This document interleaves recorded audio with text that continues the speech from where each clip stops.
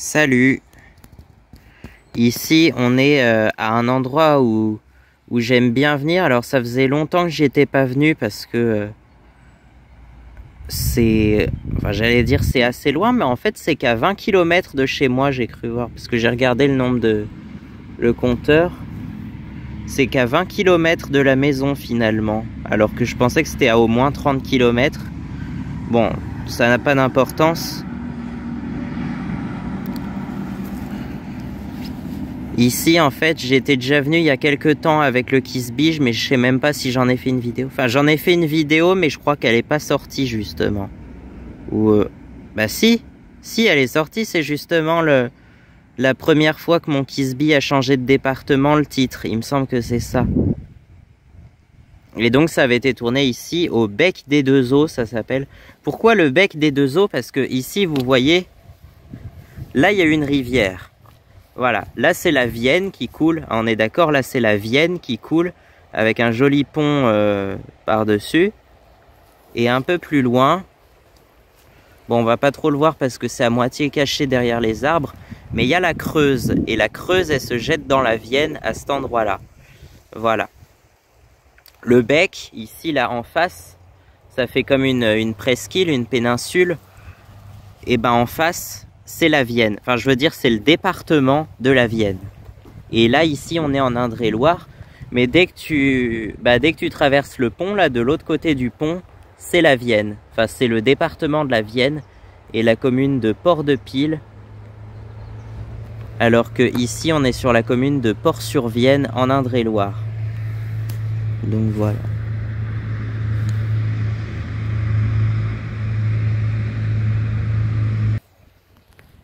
Voilà. Ici, je sais pas si vous allez trop voir, mais on voit quand même un petit peu en transparence à travers les arbres. Justement parce que les feuilles n'ont pas encore repoussé. Là, on est fin février. On est quel jour déjà? Le 20 février, je crois. Ouais, aujourd'hui, on doit être le 20 février. Donc ici, là, juste au pied, c'est la Vienne. Et en face, un peu plus loin, là-bas, c'est la Creuse qui se jette dans la Vienne juste ici. Je sais pas si on va très bien voir, mais on voit quand même un peu à travers les arbres. Ça, ce que j'étais un petit peu déçu, c'est que c'est bien, hein, mais il y a beaucoup d'arbres. Donc on voit pas trop le confluent, en fait. On voit pas trop la confluence des deux rivières. Mais là, en fait, en hiver, quand les arbres sont dévêtus, enfin, qu'ils n'ont pas leurs feuilles, on peut voir un peu mieux on voit un peu mieux la rencontre des deux cours d'eau, des deux eaux. C'est pour ça qu'ici, ça s'appelle le Bec des Deux Eaux, justement. Donc voilà. Mais c'est aussi la frontière de deux départements, puisque comme vous voyez, la pointe juste en face, là, ça fait comme une pointe ou une presqu'île, si on veut, mais... Eh ben, la pointe juste en face, elle appartient au département de la Vienne. Par contre, de ce côté-là, là où je suis, et de ce côté-là, là-bas, c'est en Indre-et-Loire. Ici, là où je suis, c'est sur la commune de Port-sur-Vienne, qui avant 2020 s'appelait juste Port, mais qu'on appelait quand même Port-sur-Vienne dans le langage courant. Là-bas, c'est Port-de-Pile, dans la Vienne, donc Port-de-Pile, c'est dans la Vienne. Ensuite, un peu plus par là, au niveau du confluent, le long de la Vienne, elle longe la Vienne, c'est la commune de Nouâtre. Et un peu plus là-bas, c'est la commune de la Selle-Saint-Avant. Donc voilà. On est plus ou moins entre 4 communes et 2 départements. Donc voilà. Alors Nouâtre, Port-sur-Vienne et la Selle-Saint-Avant, ça appartient à l'Indre-et-Loire donc. Et Port-de-Pile, par là, ça appartient à la Vienne. Et si on va un peu plus loin par là, on a la commune des Ormes qui est aussi dans la Vienne. Voilà, avec la nationale 10 qui traverse les Ormes d'ailleurs, et elle traverse aussi Port-de-Pile. Et elle traverse aussi la Selle-Saint-Avant, la nationale 10. Donc voilà. Donc j'espère que ça vous aura plu. C'est un endroit assez paisible que j'aime bien voir. Tiens, je vais aller voir jusqu'où va ce chemin là. Est-ce qu'il y a est-ce que ça continue? Je sais plus, mais je crois que ça continue, mais ça se termine au bout d'un certain moment. Je sais plus. Je vais voir.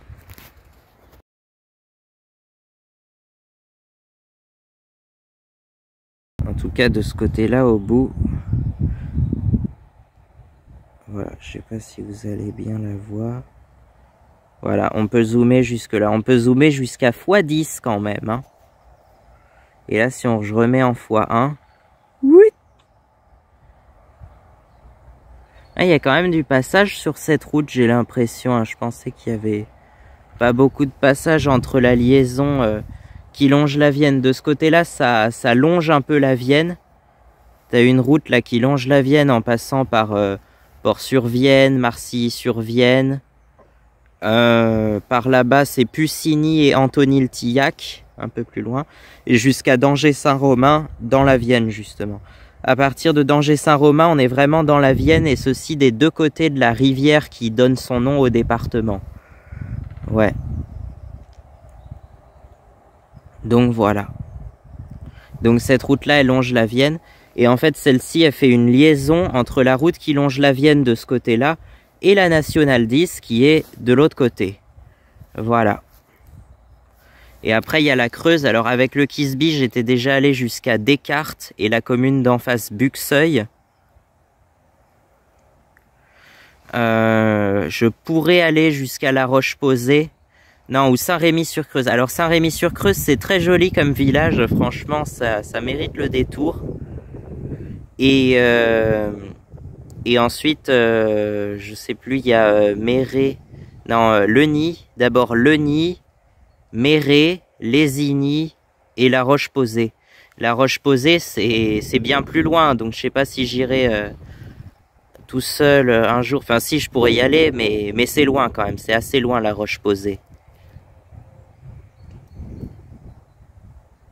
Et c'est sur la Creuse. Alors la Creuse, elle est là-bas. Non, j'étais déjà allé jusqu'à Descartes. J'ai conduit dans Descartes même, du coup. C'était pas facile, mais bon. Je me suis un peu perdu, mais bon, je me suis retrouvé quand même. Juste en face de Descartes, il y a la commune de Buxeuil, qui a le même code postal que Descartes, c'est-à-dire 37 160, mais qui se trouve dans la Vienne. Ouais. Ce qui est assez étonnant, en fait, elle aurait dû avoir le code postal de Danger-Saint-Romain qui est 86 220. Mais non, elle a choisi celui de Descartes parce qu'en même temps, c'est juste en face. Hein, il n'y a qu'une rivière qui sépare les deux. Donc... Mais du coup, ça fait partie des, je crois, 23 communes de France qui n'ont pas le bon code postal par rapport au département. Ouais. Il y en a 23 quand même hein, sur toute la France. Dont 7 dans le département, dans le seul département des Alpes de Haute-Provence. Parmi celles-là, 5 qui ont un code postal correspondant aux Hautes-Alpes, donc 0,5 au lieu de 0,4, et 2 qui ont un code postal commençant par 0,6, donc pour les Alpes-Maritimes, au lieu de 0,5, de 0,4 même. Donc voilà. Puis il y a aussi la bizarrerie de l'Ajoux dans le Jura, mais ça serait trop long pour en parler, donc c'est bon là. En gros, le village de l'Ajoux dans le Jura, il a le code postal du Jura, donc 39 310, correspondant à la commune de Sémoncel-les-Molunes, juste à côté. Mais quelques hameaux qui se trouvent frontaliers du département de l'Ain ont le code postal de Mijoux, c'est-à-dire 01 410. Voilà. Donc une commune qui a 2 codes postaux différents de 2 départements différents. Bon, admirez plutôt ici. Ici, on voit beaucoup mieux quand même la Creuse et la Vienne. La Creuse, elle est en face, là-bas. Et puis la Vienne, elle coule à mes pieds. Donc voilà. Et ici, les deux rivières se rejoignent. Il y a quand même pas mal de débit, dis donc. Hein. Je pensais pas, mais il y a du débit. Hein. Après, on est peut-être en hiver, il y a plus de débit qu'en été, je pense. Mais là, je sais pas si on peut appeler ça l'hiver, vu qu'il fait assez chaud pour un mois de février. Alors, on a eu très froid aussi cette année, mais ça a été compliqué d'avoir de la neige hein, quand même. Mais on a eu froid quand même. Le froid, on l'a eu. On a eu jusqu'à -5, peut-être pas -10, mais on a eu -5, c'est sûr. Mais là, il fait 11 degrés cet après-midi, je crois. Il fait 11 ou 12 degrés ou 10 degrés, enfin, je sais plus, quelque chose comme ça. Donc, il fait assez chaud, mais c'est déjà arrivé hein, qu'on est assez chaud en février. C'est l'époque où ça se réchauffe, hein, puisque janvier, souvent le mois de janvier, c'est le mois où il fait le plus froid en général. Février, ça se réchauffe un peu, on va vers le printemps. Et donc là, on est le 20 février, tu vois. Donc dans un mois, c'est le printemps, quoi. Enfin, c'est l'équinoxe de printemps. C'est dans un mois. Et donc, bah, ça commence déjà à se réchauffer, tu vois. Alors qu'il y a je suis sûr qu'il y a des régions où il y a encore de la neige au 20 mars, d'ailleurs. Oh, c'est même sûr, hein, il y a des endroits où il y a encore de la neige au 20 mars. Hein. Il y en a jusqu'en mai de la neige hein, sur les hautes montagnes, ou les endroits où il fait très froid. Mais là, on voit très bien les deux rivières qui se rejoignent. Ouais. Les deux rivières qui se rejoignent et puis Ah, je sais pas si on voit très bien. Il y a toujours des arbres, hein, mais on voit mieux que s'ils étaient couverts de feuilles quand même. Mais là, on voit très bien quand même. Hein. Je pensais pas qu'on voyait aussi bien. Parce que une fois que j'étais venu, on voyait rien en fait. C'était couvert de feuilles d'arbres, donc on voyait rien. Et là, on voit très bien la Creuse en face et puis la Vienne un peu plus près, quoi. On voit très bien les deux rivières qui se mélangent.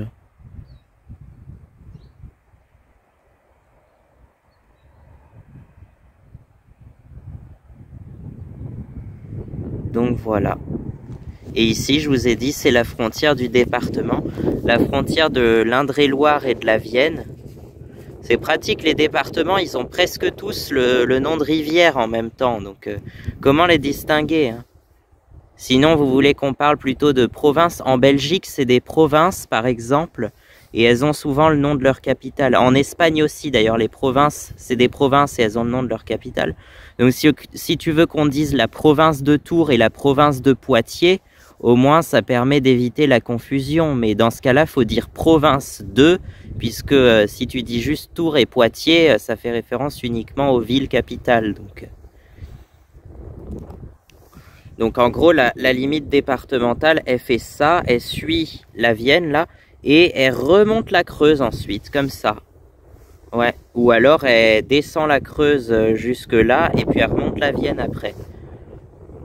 Ce qui fait que la presqu'île, le bout de terre en face, ça appartient à la Vienne.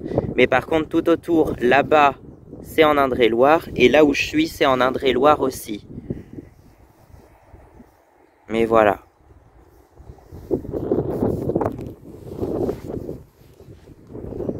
Mais oui, ça vaut le coup quand même. Ça vaut le détour cet endroit. Franchement, ça vaut le détour. Donc, bon. Faut venir, si je peux vous donner un conseil, il faut venir en hiver quand les arbres ont perdu leurs feuilles parce qu'on voit mieux la rencontre des deux eaux, effectivement. Ouais. Là, d'ici, je le vois très bien. À la caméra, on voit peut-être pas aussi bien. Mais moi, je le vois très bien, le confluent des deux rivières. C'est ça, c'est la limite entre la Touraine et le Poitou, en vrai. Mais du coup, je sais pas si ça correspond exactement, parce qu'en fait, la Touraine et le Poitou avaient des limites. Si on regarde les limites historiques, c'est pas les mêmes que les limites des départements, je crois. Alors au niveau de la Creuse et de la Vienne, je sais pas, peut-être que c'était déjà le cas, que ça faisait... pendant longtemps, quand même, les rivières, ça servait de frontière, donc voilà. Il y a notamment le cas au Luxembourg, entre le Luxembourg et l'Allemagne, en fait, il y a 3 rivières. Il y a l'Our, la Sûre et la Moselle, je crois que c'est ça le nom des 3 rivières. Et ben, elles font la frontière hein, entre le Luxembourg et l'Allemagne, sauf qu'elles appartiennent ni au Luxembourg ni à l'Allemagne, ou plutôt aux deux en même temps, en fait. C'est une sorte de condominium qui fait que les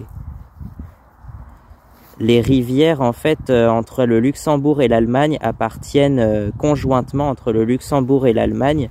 et il n'y a pas de limite au milieu de la rivière comme c'est le cas pour d'autres pays ou même les départements. Alors que là, si je vous montre la frontière entre la Vienne et l'Indre-et-Loire, la limite, elle doit passer au milieu de la rivière, je pense. Et il n'y a pas de condominium ou de partie qui appartient à la fois à l'Indre-et-Loire et à la Vienne, ou alors à aucun des deux. Tu vois. Oh, mais c'est tout mignon ici aussi. C'est un tout petit ruisseau. Mais vraiment le ruisseau, mais il est tout petit. Alors il est tout petit, mais il y a quand même pas mal de débit, j'ai l'impression. Et il rejoint les grandes eaux de la Vienne et de la Creuse. Voilà, puisque maintenant les deux eaux sont mélangées, mais c'est la Vienne qui l'a emporté. En fait, c'est souvent le fleuve au débit le plus important qui l'emporte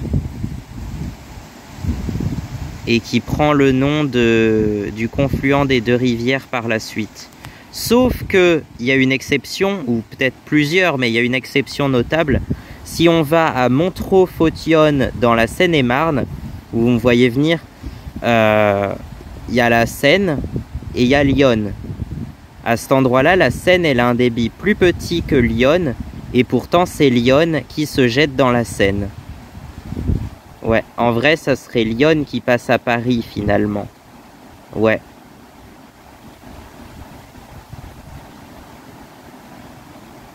Donc c'est une exception en fait. Ou alors c'est que on pourrait dire que c'est plutôt la Seine qui remonte, c'est la Seine qui passe à Sens et à Auxerre. Et du coup avant ça devrait être d'autres noms. L'Aube peut-être, il y a l'Aube et puis une autre rivière qui passerait à Troyes et à Châtillon. Mais ça serait pas la Seine du coup. La Seine, elle tient son nom de la déesse Sequana, mais je sais plus d'où ça vient, de quoi c'était la déesse exactement.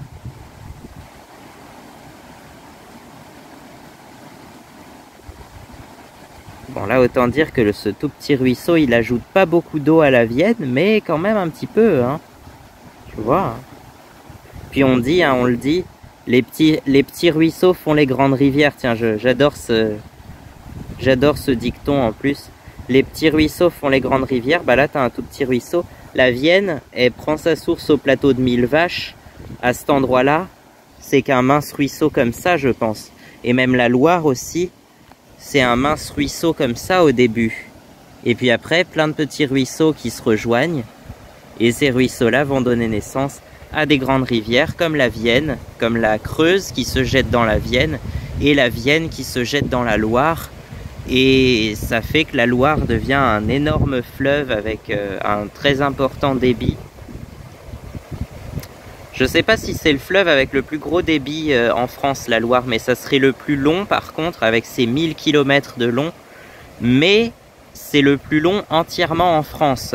Sinon, si on inclut le Rhin, en fait, le Rhin est plus long que la Loire. Il fait à peu près 1200 km, 1230 je crois.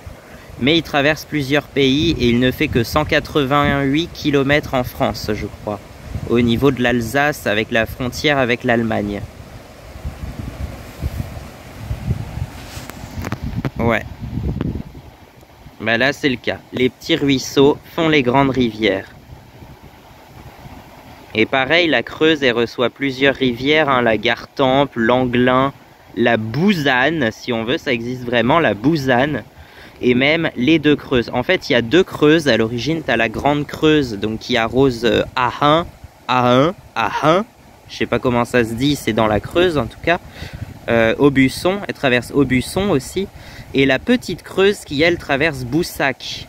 Ouais, et ben les deux, la Creuse et la petite Creuse, se rejoignent à Fresseline précisément. Et on a été voir ça, le confluent des deux creuses. Je crois que j'ai même des photos et des vidéos, je sais plus. Mais voilà. Bon, la grande Creuse, on l'a appelée simplement la Creuse. Et puis l'autre, la petite Creuse, c'est la petite Creuse, hein, tout simplement. Sinon, on pourrait l'appeler la Creuse de Boussac et la Creuse d'Aubusson, mais... Donc tu vois. Et la Creuse, elle vient jusqu'ici. Elle se jette dans la Vienne à cet endroit-là. Ah ouais, donc en fait, ce chemin, il se termine en plein champ. Il n'y a même pas de quoi sortir. C'est vraiment un cul-de-sac.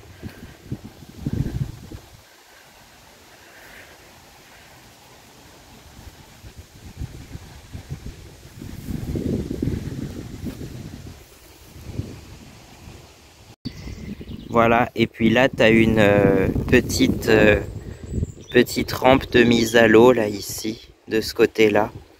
Donc c'est de l'autre côté de la route par rapport. Bah là, je sais pas si on voit très bien voir, le pont, il est là-bas, là, derrière les arbres. Donc on est de l'autre côté du pont et de la route. Et là, tu vois, il y a des grosses pierres sur ce truc-là, donc je pense que c'est une rampe qui doit exister depuis très longtemps. S'il y a des grosses pierres comme ça, je sais pas de quand ça date exactement, mais ça fait très vieux, je crois. Après, ça peut être aussi un truc, je sais pas, ça se trouve c'est un truc plus moderne, mais qui a été construit dans le style de l'ancien. Puisque cette partie-là, par contre, ça c'est un peu plus bétonné, ça c'est récent. Ça. Et là, tu vois, il y a de l'eau, il y a quand même du débit, hein, il y a du courant en ce moment. Hein. Il y a quand même pas mal de débit là. Hein. Ouais. Je sais pas combien il y a de débit, mais bah, ça se compte, en général, ça se compte en mètres cubes par seconde. Et là, il y en a beaucoup qui passent, hein, des mètres cubes par seconde. Je saurais pas te dire combien, mais il y a du débit quand même. Hein. Puis l'eau, j'ai l'impression que l'eau est assez haute. Après, elle a déjà été plus haute, c'est sûr, hein, mais souvent en hiver, les rivières sont un peu plus hautes. Bon, c'est même tout le temps, hein, les rivières sont plus hautes en hiver et plus basses en été, quoi. L'été, apparemment, on peut quasiment traverser la Vienne à pied, papa, il disait. Alors, peut-être pas à cet endroit-là, mais plus entre Pouzet et l'île Bouchard, par là. On peut traverser la Vienne à pied. Donc, voilà. Et je m'éternise sur des sujets. Alors, c'est vrai que le bec des deux eaux, je pourrais peut-être en parler pendant longtemps. Mais à l'origine, je voulais pas en parler plus de 5 minutes. Pour que ça passe... pour que ça passe justement dans la...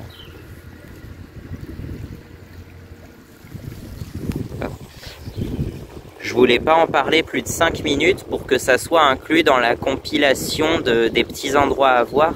Déjà que la tour Saint-Gelin, ça va être assez long. Là, je pense que ça va être encore plus long que la tour Saint-Gelin. Donc, je sais pas si je vais pouvoir tout mettre. Ou si je vais pouvoir faire une seule vidéo avec tout ça. Parce que c'est censé être l'avant, en fait, l'avant road trip du Loir-et-Cher. Et ça serait des petites gourmandises, des petites vidéos pour vous faire attendre le road trip du Loir-et-Cher. Parce que je pense que si je vais le faire au mois de mars, à mon avis, la vidéo ne sortira que début avril. Parce que le temps de faire tous les montages et tout ça, à mon avis, ça ne sortira que début avril, la vidéo. Donc je vais voir.